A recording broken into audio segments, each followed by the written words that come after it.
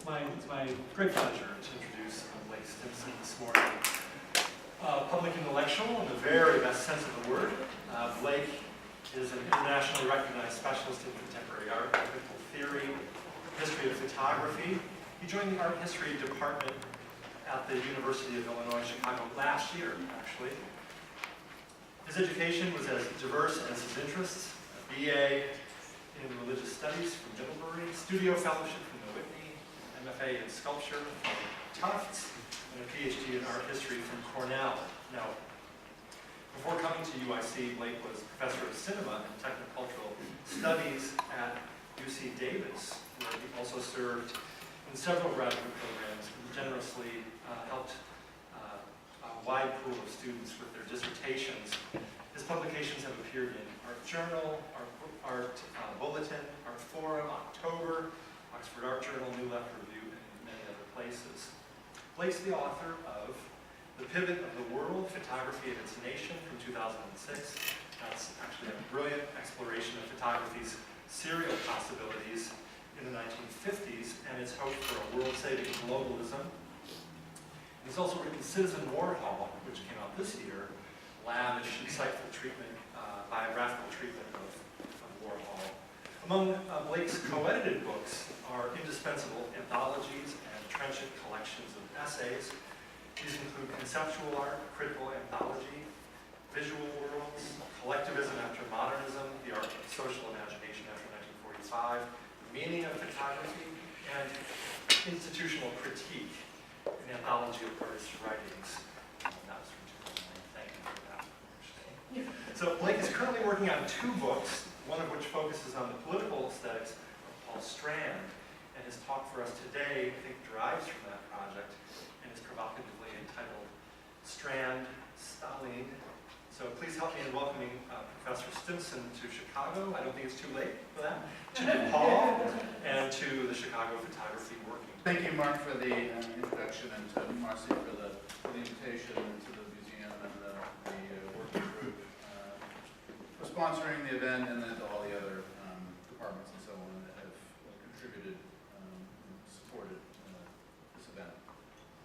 I thought I'd start with just a couple of quick prefatory remarks. The first is that the talk assumes that you know a fair amount about Paul Strand's work, which I'm sure most of you do, but even if there are a few of you who don't know everything, I think in the end it will, in aggregate, it will make sense, even if I leave out giving you a few details along the way about Strand's own work.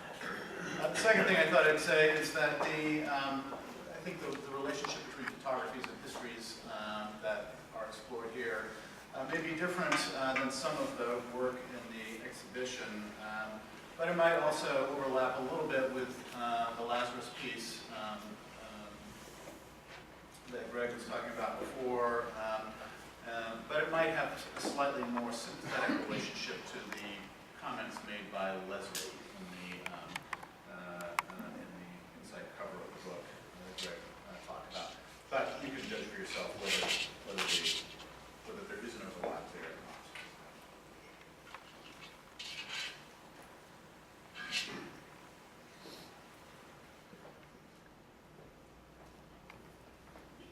Good way to turn this lectern light on.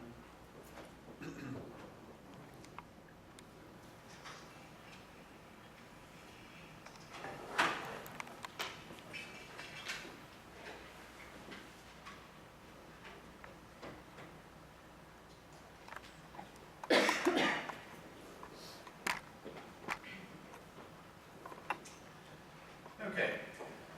The comfortable label romantic socialist, sometimes applied to Paul Strand, seems fair enough when taken on its own terms. And I imagine this image of him filming in Mexico in 1934 to stand for such a good faith understanding. However, if images and terms such as these have any usable social, political, or cultural traction from terms and images such as these for the post-romantic, post-socialist world we find ourselves in today, we need to test their mettle by upping the stakes and detaching them from our reigning common sense about mid-century liberal humanism, armchair leftism, and naive cultural Marxism. Andy Grunberg's dismissive 1991 appraisal of Strand's career can stand for the sort of commonsensical evaluations I have in mind. Quote, "What happened to Strand in the 30s happened to many other artists," Grunberg wrote. "The romantic revolutionary appeal of Russian communism came to represent aesthetic progressivism, and thus their art began to devote itself to, quote, the common man." This is not to say definitively that Grunberg and his ilk are not correct, that, quote, "the innovative spirit of Strand's photography effectively ended when he redefined himself as a servant of socialism." But it is to say that such narratives of personal and cultural failure in the throes of political conviction miss more than they get right in Strand's case and many others. We have long been living without a satisfactory resolution of this contradiction between edgy machine-age experimentalism on the one hand and mawkish social realist conformism on the other, and we won't really know where we stand about such dismissals unless we put them to our most strenuous test. Indeed, we may not know where we stand about political commitment generally. So, for example, instead of the borderline respectability and borderline uselessness of the term socialist, we might raise the bar by simply agreeing with a chorus of friends, allies, comrades, and nemeses who described Strand from 1933 on as one manner or another of an intransigent Stalinist. Even during his last years, his third wife, Hazel Kingsbury, reported that he still, quote, "thought things were going to get better in the socialist field," albeit before adding her own more sober editorial comment, one no doubt tinged with complex feelings about her dead spouse, "and it never did." What this meant during Strand's lifetime was a complicated affair, of course, but in short, we might say simply that he was a true believer in the promise of actually existing communism, and take this early poster with its slogan, "The smoke of chimneys is the breath of Soviet Russia," as a socio-affective stand-in for that ideal. For our purposes, in other words, Stalinism stands not for revolution or authoritarianism or rule by cult of personality, but instead for revolution or instead for an ideological corporatist statism. And we could take Strand to be a true believer in the corporeal body of the state form as a living, breathing production of labor coming into its own. In short, Strand was a practitioner of what one political scientist critically labels seeing like a state, a practice that was implicitly there in his work already in the heady early days of World War I and the first round of socialist revolutions. It was explicitly there even through the soul-crushing crises of 1939 and 1956, and finally it was there still during the equally heady and equally soul-crushing endgame of state socialism and the rise of our own neoliberal age after 1968. Just as with our socialist to Stalinist upgrade, so too we might put pressure on the neither here nor there mealiness we often attribute to the tag romantic. On one level, of course, both terms are good enough, just as socialist correctly leans on social being as the foremost dimension of any progressive politics, so too romantic rightfully calls forth registers of love and desire as its necessary engines of being. After all, what else is intended by a greeting like comrade, or citizen, brother or sister, than a heartfelt expression of love? To bring about a better world, the term romantic socialist tells us, if we choose to hear it, you have to believe you will be a fuller person for it, and your love objects will become more fully human too. You have to want to procreate a better world, and believe that such love is the telos, or purpose, of life.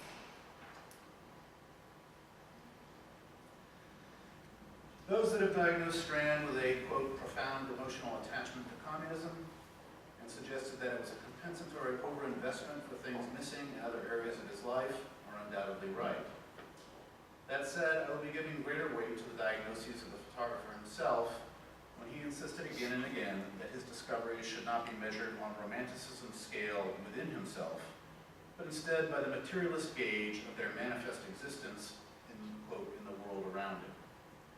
If we allow this point, then Strand's emotional attachment to communism will seem absolutely appropriate and fully lived. It would be equivalent to him courting one of his soon-to-be wives by saying, "I love you because your beauty overwhelms me, because it exceeds my comprehension, because it is a greater power than me, because I lose myself in you." The evidence suggests that it was not Strand's way to say this sort of thing to his wives, but my argument will be that he effectively did so to the promise of communism that he saw in the world around him. He put his experience of that love this way: "Well, actually, I don't choose the things I photograph. They choose me." Strand's first wife, Rebecca, saw it too and was a bit more effusive.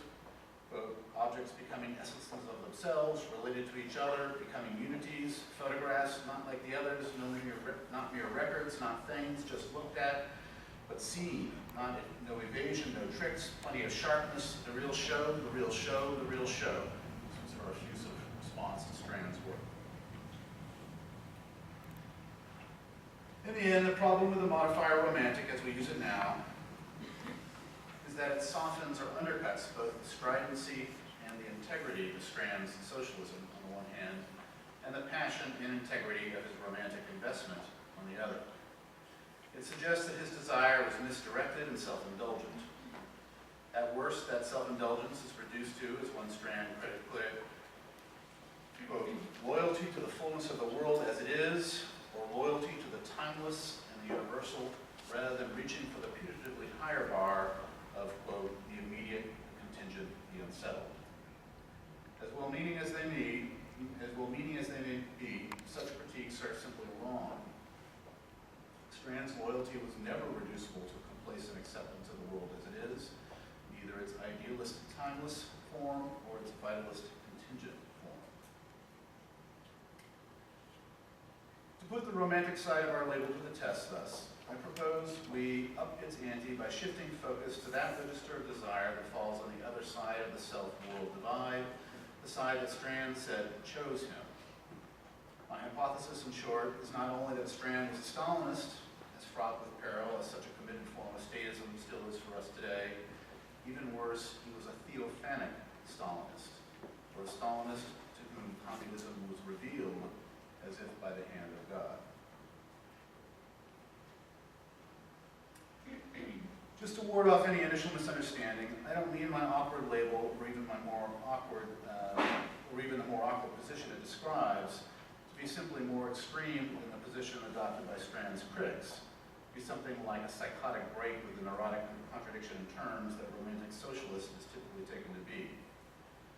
Nor do I mean to suggest that Strand was an apostle of dimat, histomat, or 5-year plans, much less forced collectivization, purges, gulags, scorched earth, and the rest. As if such a hell on earth were a revealed truth or godly decree. Nor finally do I mean to suggest that he was somehow doubly doctrinaire or burdened with a catch-all moralism, claiming for himself not only the modern science of history, but also the pre-moderns, and increasingly the postmoderns, faith in God. Instead, as questionable as it might seem, I want to offer a different kind of defense of both Stalinism and theophany in Strand's work. Even more foolhardy, perhaps, my aim is to champion the legacy of this aspect of Strand's work for us now. Let me begin then by trying to allay the doubts that you likely have about my intentions by introducing two well-known documents pertaining to Strand from the Cold War, one early and historic, the other late and of more anecdotal significance. These and a little further testimony from his intimates should leave little doubt about just what sort of period character Strand was, and perhaps relieve some of the suspicions you might have that I myself am adopting the role of romantic, whether socialist or otherwise. The first document is the open letter by 400 self-described leading Americans calling for more cooperation with the Soviet Union, released on August 14, 1939, some 9 days before the world-changing non-aggression pact was agreed to by the Hitler and Stalin regimes. Its signatories included Strand, together with many other well-known cultural producers from the period, including Waldo Frank, Hugo Gellert, William Gropper, Dashiell Hammett, Ernest Hemingway, Grenville Hicks, and Langston Hughes. I think it's safe to say that this document speaks for itself as a historical marker, particularly when we bear it in mind with the last image. The second document is a 1991 memoir by Ben Maddow, the screenwriter for Strand's 1942 film Native Land, and later HUAC informant on, among others, the film's co-director Leo Hurwitz. And in all likelihood, he probably also informed on Strand during his congressional testimony. Maddow's assessment refers to Strand's work in the Hebrides, Egypt, Morocco, and Ghana between 1954 and 64, but it can stand for the main thrust of Strand's work beginning with his stay in Mexico in 1933.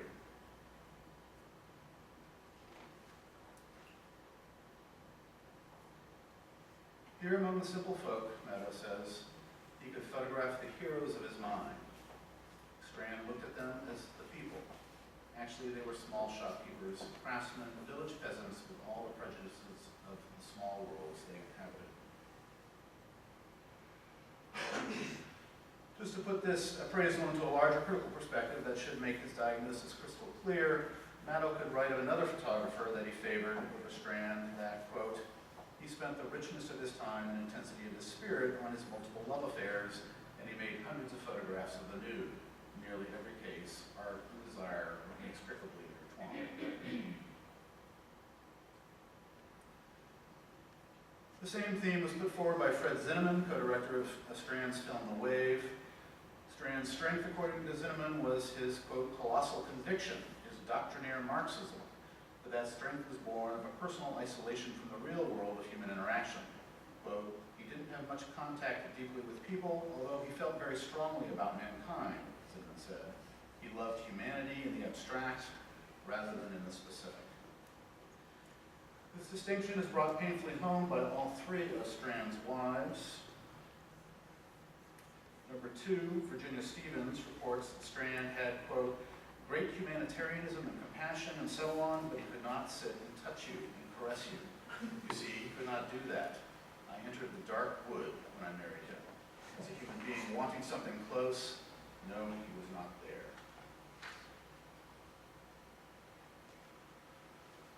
Hazel, the third wife, would seem to have had more patience, for such indifference. And judging from the many photographs of Strand being attentive to her, it would seem he also learned a lesson or two in older age about interpersonal love. Even so, Hazel reported that she would find him caressing his photographs, quote, like you pet a cat or a child, she said, and made the diagnosis, surely with no little remorse, that his photos were, quote, his woman, his children, his everything, the love of his life. Perhaps most painful, if one reads between the lines, is the reaching testimony coming from Rebecca, the first wife, and that from their shared intimate Stieglitz. You can hear it in the disembodied terms of Rebecca's love, the way in which Strand's photographs themselves played the role of proxy or relay in the young couple's relationship. Quote, the affirmation of what I believed him to be the first time I saw his photographs, what I still believe him to be, that has been my greatest happiness, she wrote to Stieglitz in 1928, at a point when her relationship with Strand had begun to deteriorate significantly. Stieglitz would respond to Rebecca in kind a year after the divorce, writing, quote, I don't forget the many years of Paul's loyalty, not only to me personally, but to something beyond all of us, to the idea. And the idea is as alive as ever, that I know. Indeed, pictures such as these that Strand took of Rebecca during their last years together invite us to imagine just what an idea feels like when one lives within its constraints for too long.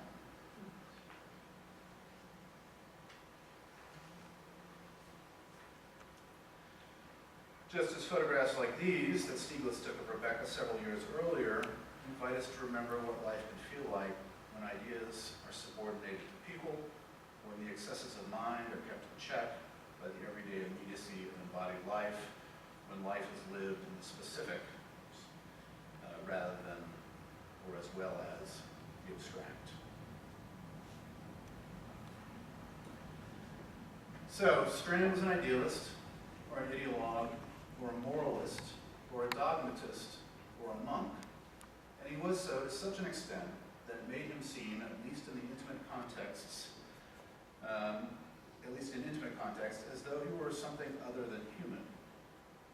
He lacked passion, Stieglitz said. His friend Harold Clurman put it this way in 1934, where Strand's approach was, quote, sharper, harder, less tolerant, a little aggravated, resentful, and cold. Stieglitz's was always, quote, intimate, with everything always connected as with a woman. To put it differently, Strand himself was not unlike the cold, rational machine or new god that art in its occupation of the photographic apparatus was to take on as its evil twin. You will recall that the first impulse of Strand's essay, Photography and the New God, was understandably enough to be a Luddite screed. We could think of it, any of his well-known turns of phrase, the one about being, quote, ground to pieces under the heel of the new God would do, but I'll have Karl Marx provide the main work summary instead, just to broaden the foundation of Strand's later position. In our days, Marx could say in 1856, just as Strand could in 1922, just as we ourselves might so readily say today, everything seems pregnant with its contrary.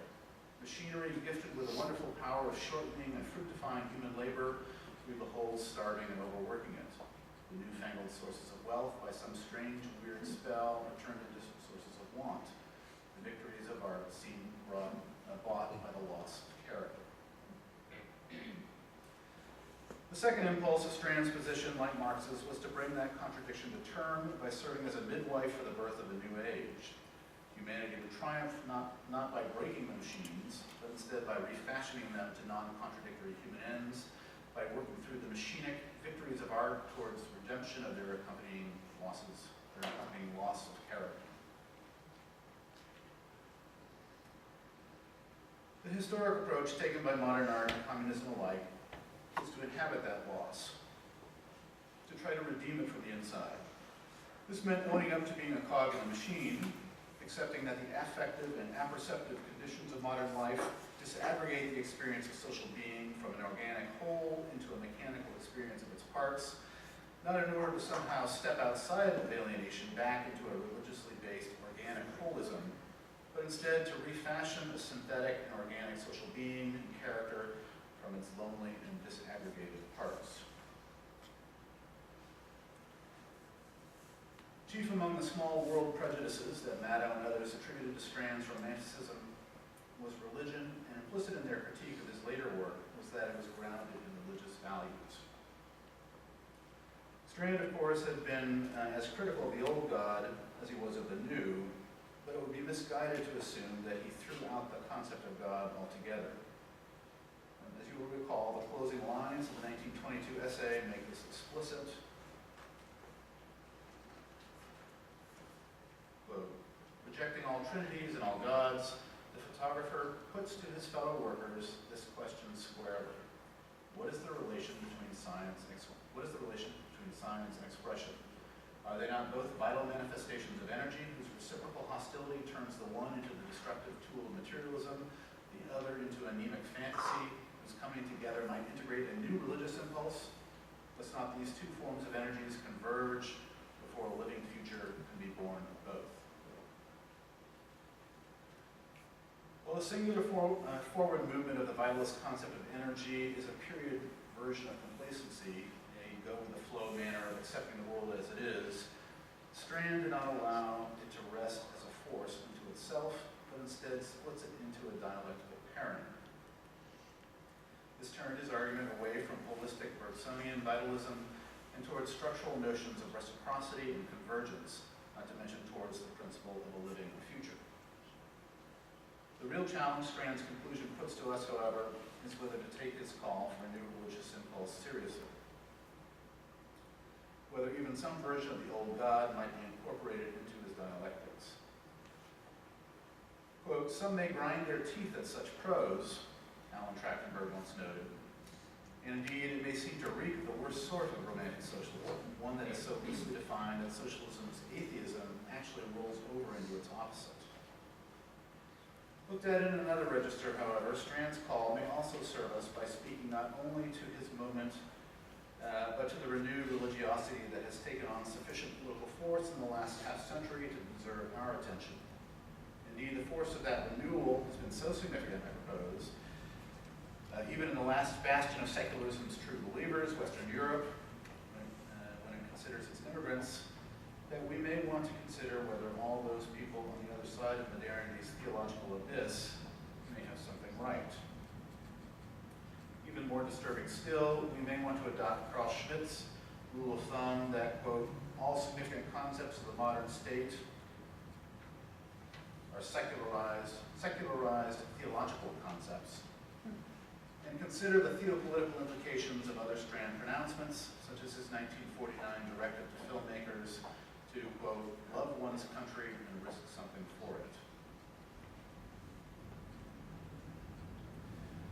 Let me try to come around to this fantastic idea that looking at Strand's work now might invite us to reimagine the political potential of the old hoary ideals of church and state by a rudimentary Marxian axiom.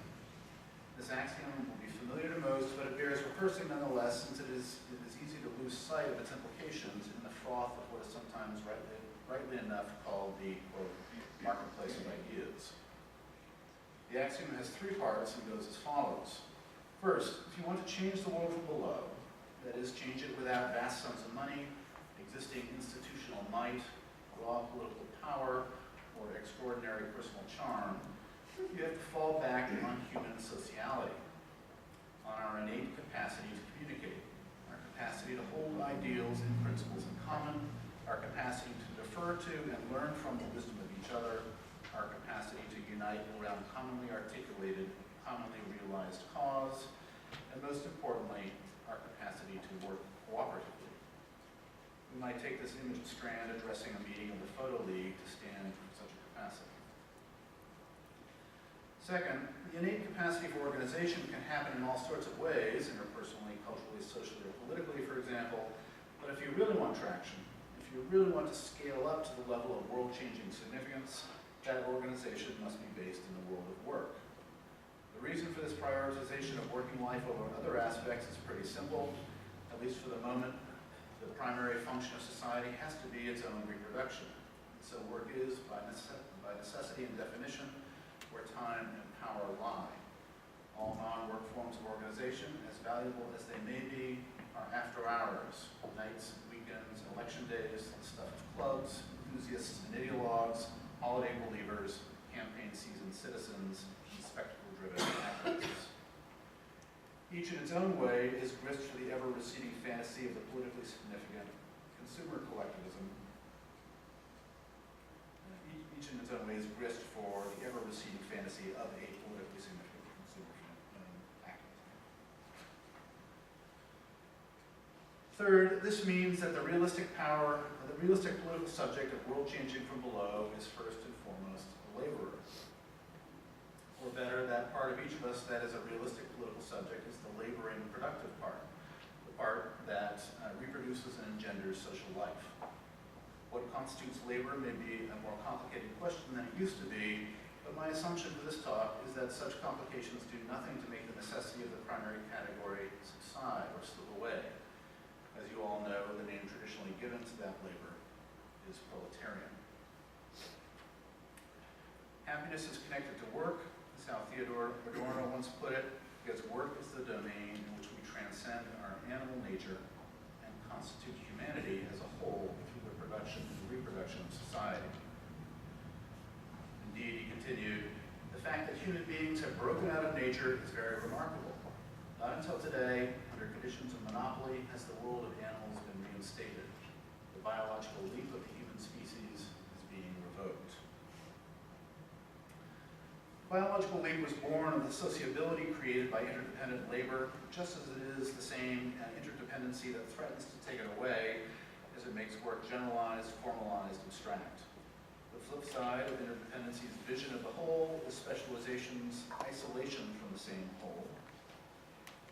In a related vein, Alain Badiou argued a few years ago that this loss of the experience of labor as a social enterprise has coincided with the, quote, joint disappearances of man and God. Quote, classical humanism without God, without project, without the becoming of the absolute, is a representation of man which reduces to his animal body. What contemporary democracies wish to impose upon the planet is an animal humanism. In it, man only exists as worthy of pity. Man is a pitiable animal. This is just to make Hegel's foundational dialectical point that, quote, an animal is restricted by particularity and does not have access to the godlike universality that is the horizon of humanity, a reversible condition that Friedrich Hitler would highlight this way. Because language or art belongs to everyone, according to Hegel's insight, descriptions always already transform individuals into universals. Modern forensic evidence, on the other hand, works with media rather than arts. Its correlate, therefore, is nothing but statistically singularized individuals. As you may remember, nitrocellulose can be used to make either bombs, like the anarchists, or roll film, like the Viennese police. Between these two barrages, the anarchistic and the photographic, the human as collective individual explodes. So economy, labor, organization, and art, or more broadly, imagination, these are the available root terms if you want to change the world from below, because they are the foundations of our biological leap, the foundations of our humanism with God, the project of the becoming of the absolute. Put differently, these are the root terms of meaningful and lasting democratization. There are conventional examples of art that have tried to contribute to this project, of course. George Gross and Lisinski can serve as illustrations for our purposes. But in the end, almost all veer towards one or the other of two failed approaches. A top-down proletarianism with a vanguardist Leninist or bureaucratic Stalinist sort that forces the organizational question on the one hand, or on the other, the spinelessness and futility of standalone critique. A critique which does not speak from its standpoint within the relations of production, but instead from consumption's mythical land of difference. Critique in which, as Marx once put it, the interests of the two classes are simultaneously and mutually blunted. Strand was trying to do something different. Ultimately, he was looking for a way that our innate capacity for social being could make hay from our lived alienation and disaggregation. For example, as he put it in the press release for his 1921 film Manhattan, his goal was to put pressure on the, quote, towering geometry of lower Manhattan until the spirit manifests itself. We might fairly enough ask what spirit exactly Strand wished to wrest from the J.P. Morgan Bank and the financial district generally in Manhattan. Certainly it was neither Lisinski-like vanguardism nor the outsiderism of mere critique that we might attribute to Gross. I think it's also safe to say it was not the same spirit that was called forth by the Wall Street bombing 4 years after Strand's movie Manhattan. The anarchist spirit that rested on the premise, as Mikhail Bakunin had put it in 1871, that, quote, only life delivered from all its governmental and doctrinaire barriers and given full liberty of action can create. Nor was his conviction edging towards the position made more familiar in our own day, as Mario Tronti put it in 1965, that, quote, the proletariat is nothing more than the immediate political interest in the abolition of every aspect of the existing order. It has no need of institutions in order to bring to life what it is. In case it's not immediately clear, these are both pictures, of course, of the same building. One was Strand and then one after the building. This is just to say there was nothing at all anarchist in Strand's work. It would be a mistake, however, to use such an evaluation as a litmus test of his leftism, of his desire for significant social change resulting in a much more democratic world. It would also be a mistake to use such a measure to assume his understanding of the people or the masses or society as a whole was simply woolly, simply the sort of image we often have in mind when we use the label romantic socialist. Strand said later that he knew little about cartels in the 1910s and 20s, but he was never oblivious to the exercise of power. His view was intuitive and from a distance for sure. Or to put it differently, it was from that level of abstraction that allows one to see and feel social form, even if it offers little footing in the hurly-burly of direct political action or immediate interpersonal relationships. In this sense, his way was symbolic or metaphorical or conventionally artistic in its primary aims. But that does not mean that it was not also analytical, also ever looking to make critical distinctions, but we're looking to see how the symbolic form also functions as a social system. Such systemic thinking is evident enough in the place-centered films beginning with Manhattan and reached a kind of nadir in his 1942 film, Native Land. But we might also take this pair of images from 1915 to stand as an early example. Like many in his day, Strand was keenly attuned to the disparities between rich and poor, but even in these early photographs, he was already pointing to a wholly different register. That is, the distinction between productive and unproductive labor, or between the proletariat and the lumpen proletariat. His approach was to play the machine-like productivity of the system as a whole against the unproductive elements that corrupted that machine in order to put pressure on the towering geometry that presented itself as an imperious law of nature until, as he said, the spirit manifests itself. The term lumpen, to remind you, was Marx's name for those who live on the fringes of production. In a sense, lumpen is simply the condition of the market radicalized, or the condition of those, as Capital tells us, who, quote, acknowledge no authority other than that of competition, of the coercion exerted by the pressure of their reciprocal interests, just as in the animal kingdom, the war of all against all more or less preserves the condition of existence of every species. On one end of the spectrum, this included the finance aristocracy, in Marx's terms, and the politicians that served them. On the other end of the lumpen spectrum was a long list of lower rent sorts that Marx characterized as, quote, the whole indefinite disintegrated mass thrown hither and thither, which the French call la bohème. What defined the lumpen as a group, whether of high degree or low, he wrote, was a common financial science. That is, they worked with donations and loans, not in the realm of production and reproduction of society. Marx's class categories are sometimes understood erroneously in brute sociological and economic terms, the most egregious example of which is to simply equate lumpen with the poor and unemployed. Even more misguided, they are sometimes assumed to be moral categories. Class, in Marx's own terms, was a dialectical, psychosocial, and political economic matter structured by two poles, one tied to our animal nature and the other to our human potential. This account of class and consciousness is consistent throughout Marx's writings, first developed at length in the 1844 manuscripts and carried through his later economic writings.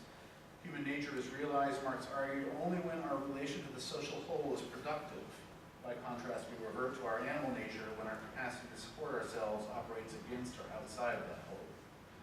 This is equally so in the social and economic margins of the rag picker and artist, in the alienated anomie of the proletariat, in the gleeful self-alienation of the bourgeoisie and their academic apologists, or in the opportunistic disavowal of human nature by the finance aristocracy and their political benefactors. Both human and animal tendencies are reinforced in all of us by capitalism, which is what makes it both stepping stone and nemesis for the working class. On the one hand, Marx's Capital tells us the mere social contact developed by capitalism's organization of production and consumption, quote, begets in most industries a rivalry and stimulation of the animal spirits, which heightens the efficiency of each individual worker. On the other hand, the same social contact also begets the opposing impulse. Quote, when the worker cooperates in a planned way with others, we are told, he strips off the fetters of his individuality and develops the capabilities of the species. In this great and defining dialectic of competition and cooperation, the one thing that is decidedly not being advocated for by Marx is Bakunин's notion of quote, life delivered from all governmental and doctrinaire barriers. Disenfranchisement was itself what constituted a revolutionary class for Bakunin. Quote, by the flower of the proletariat, meaning above all, the great mass, those millions of non-civilized, disinherited, wretched, and illiterates whom Messrs. Engels and Marx mean to subject to the paternal regime of a very strong government. Marx, by contrast, called such disenfranchisement from a meaningful political economic relation to state and economy a, quote, loss of self. As lumpen, he said, man, the worker, only feels himself freely active in his animal functions, eating, drinking, procreating, or at most in his dwelling and dressing up, etc. And it is in his human functions, he no longer feels himself to be anything but an animal. What is animal becomes human, and what is human becomes animal.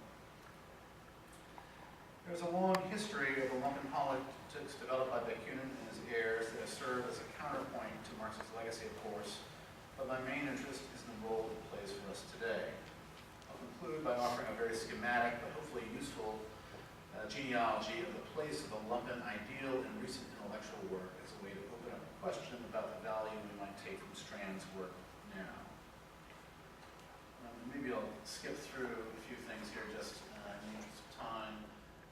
But the idea basically is to see a consistent history that really develops in the post-war period that we can broadly associate with neoliberalism, and also the revival of a certain kind of anarchist leftist politics that sees, as Ronald Reagan put it, government to be the problem, not the solution.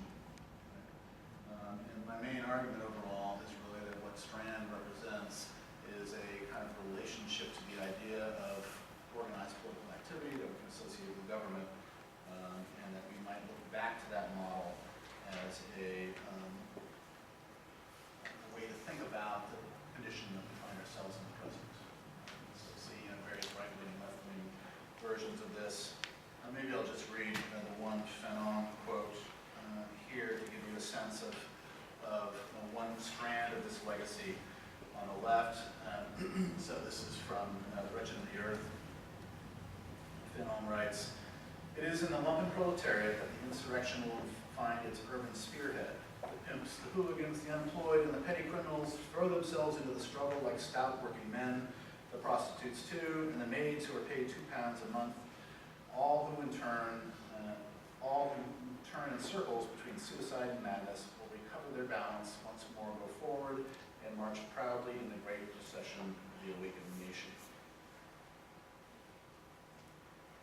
So we can see that legacy in all sorts of influential forms of academic thought, scholarly thought on the left. And I'll make one other quick reference here and then conclude. Let's see.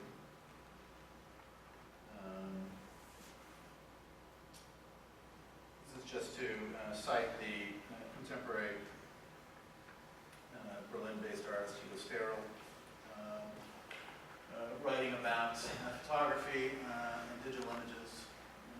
She says, "The poor image is a rag or a rip, an ADI or a JPEG, a lumpen proletarian, an alternative economy of images, existing inside as well as beyond and under commercial media streams." Right, so this is just to make a connection to our relationship to digital culture, the way in which we think about photography and being influenced by digital culture, and say there's a kind of proletarian identification, the lumpen proletarian identification that goes on with that aesthetic sensibility in many different ways.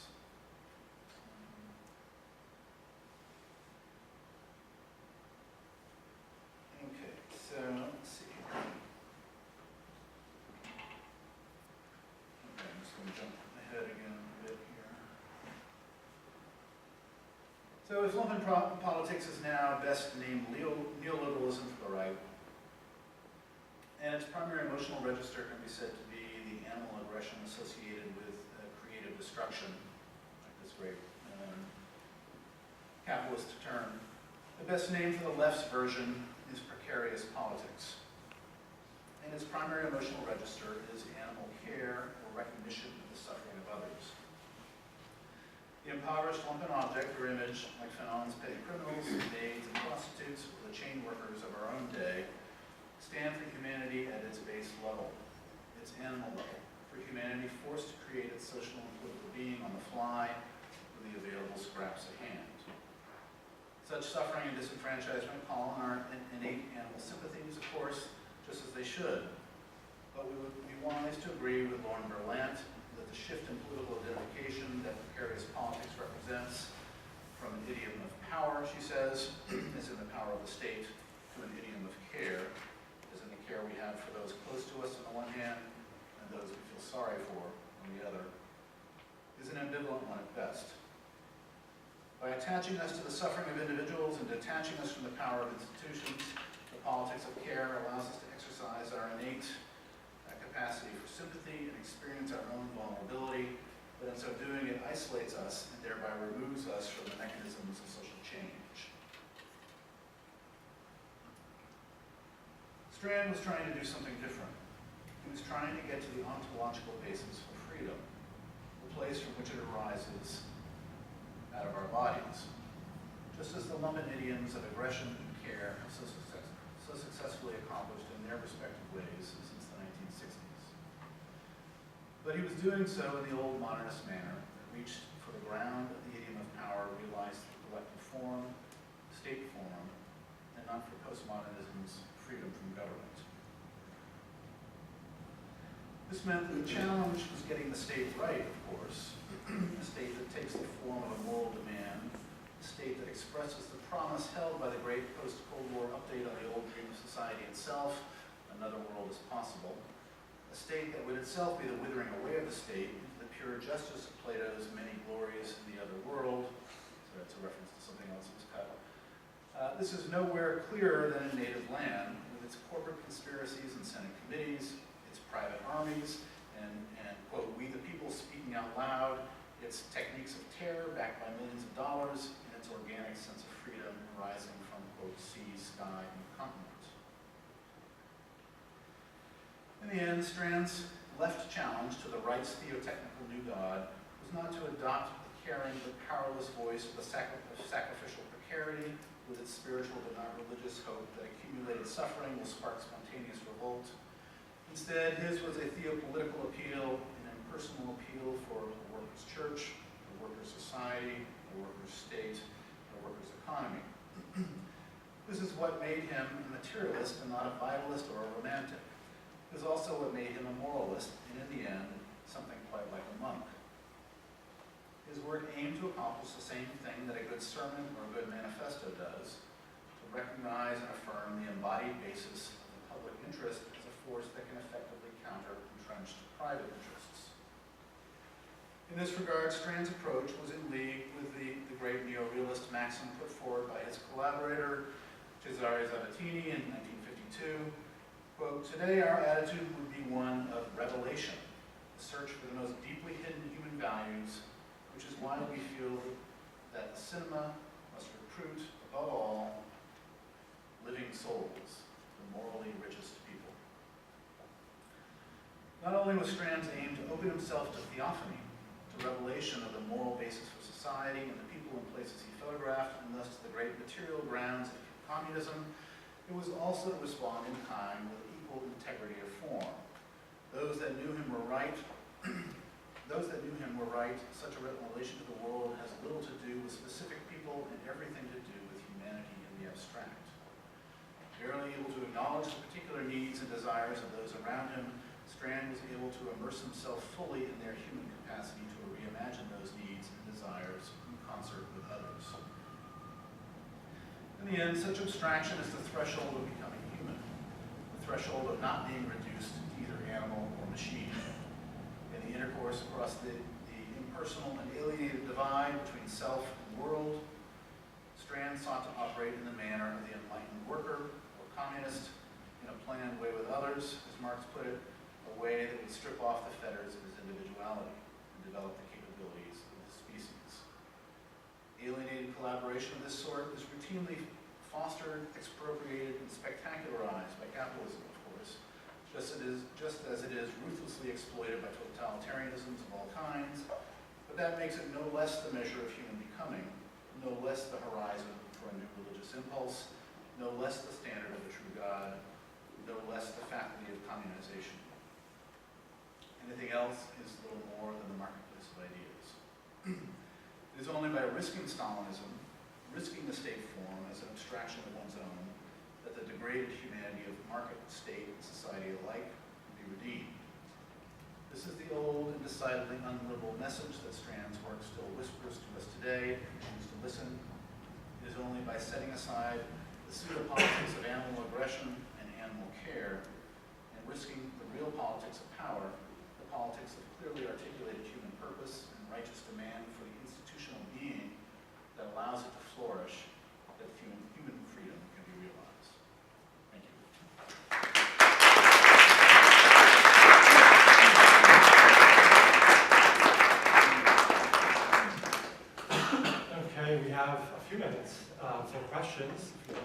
them to Blake. I know you have, I know several people in the audience, I know you have questions. Yes. Thank you. Very interesting talk. Two just sort of questions for elaboration, really. Yeah. Firstly, I'm curious about your anxiety about the term romantic. Now, I know that romantic socialist is a term of dismissal. Nevertheless, I would call your conclusion quite romantic, right? But that's not a problem for me. Yeah. So I'm just curious if you can kind of sketch that out. Also, when I think of Strand and his commentators, I think immediately of John Berger. And what is it, In Another Way of Telling, I think, where he, you know, essentially says similar things to what you're saying. He's a great lover of Strand and his materialism, his, you know, interest in the labourer, etc. So I just wondered if you had a perspective on John Berger, who I also consider romantic in the best sense. Yeah, no, fabulous, and I'll have to look back at the brochure. I don't, you know, it's not something that I incorporated into my thinking of this, but that sounds like a perfect reference, so thank you. About the first point, I think we're completely in agreement. You know, in a way I'm trying to, you know, in the tone of the paper and everything else, trying to redeem the term romantic. You know, the way to think about Strand and to pry it away from the way in which it's used dismissively. Annie Grunberg and other people like that. So I think we're exactly on the same page. Yeah, I'm sorry it was a little choppy. You know, there was a number of things I cut out. So there were things, particularly towards the end, where I was making reference back to earlier parts of the paper, and so they probably seemed a little loose and disconnected.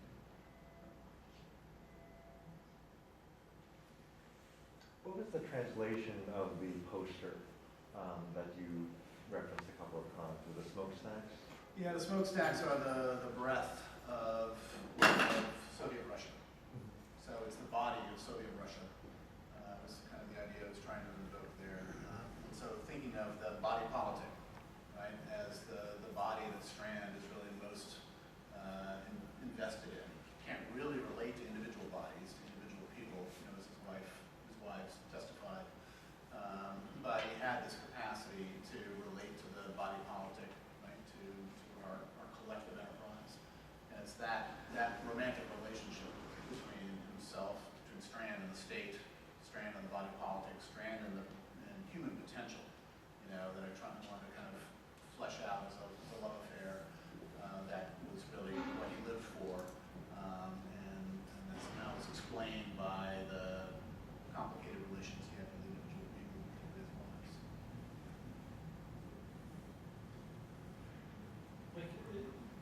Go, please.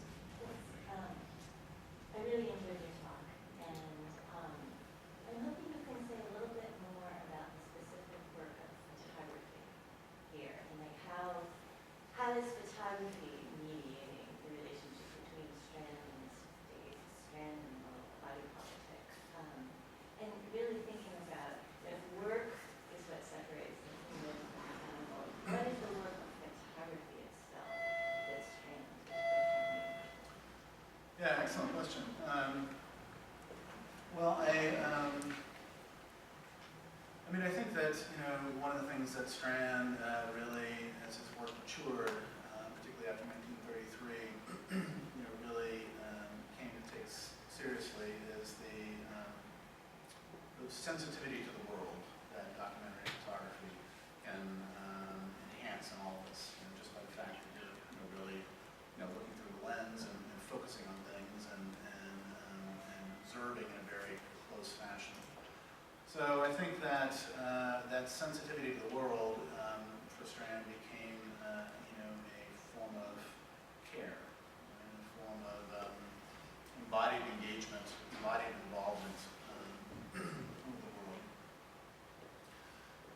And it became, you know, it could be thought of in terms of the, you know, Marx's argument about the role of labor. One way to think of it is that not only was it that sort of interpersonal relationship between himself and the world, but it then was elevated into a social relationship through the use of photography as a form of communication.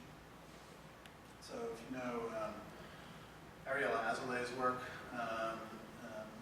she's got a book called The that that what photography really amounts to is a kind of contract between, there's an implicit contract between the photographer, the subject photographed, and the audience that gets enacted through the exchange of photographs. And in her analysis of experiences, particularly when you see photographs of atrocities. So you have a photographer who's taking a picture of somebody who's really suffering, right? And there's a kind of now moral obligation that the photographer has in relation to that person suffering. And then in turn, the viewer of the photograph then enters into that contract as well and feels that moral obligation as well. And so right through that process then you have the production of a social body, a social network of obligation that becomes foundational. So if we take that basic idea and extend it to Strand's work generally, that what he's trying to do is produce a way for us to experience basic human needs, basic human desires, in a sense that allows us to experience them socially or collectively, right? And to experience ourselves as a collective body, a communized body. That's what I hope to see. Does that answer?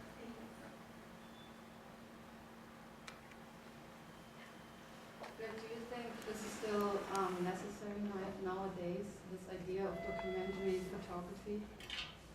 Do I think the documentary is still a necessary Yeah, form? so like 3 months ago, 4 months ago, a CEO from Tumblr, for example, said, we don't need documentary photography anymore, right? Because everyone has a cell phone now. So do you think there's still the need for it? Yeah, well, I mean, so it sounds like you're distinguishing between sort of professional documentary as opposed to cell phone documentary or something like that. Well, the question is, is it still necessary to have a distinction? To have a what now? A distinction. Yeah. I think the distinction probably is not so, is neither here nor there. It's really about a relationship to the world. And so labeling a documentary or having professional documentary photographers is probably completely irrelevant. But I think simply the attentiveness to the world that documentary can sometimes accomplish, and we can also associate with the history of art and poetry and associate with lots of different things. That great modernist relationship to the world, is something that I think has a vitality. It's a vitality that I think is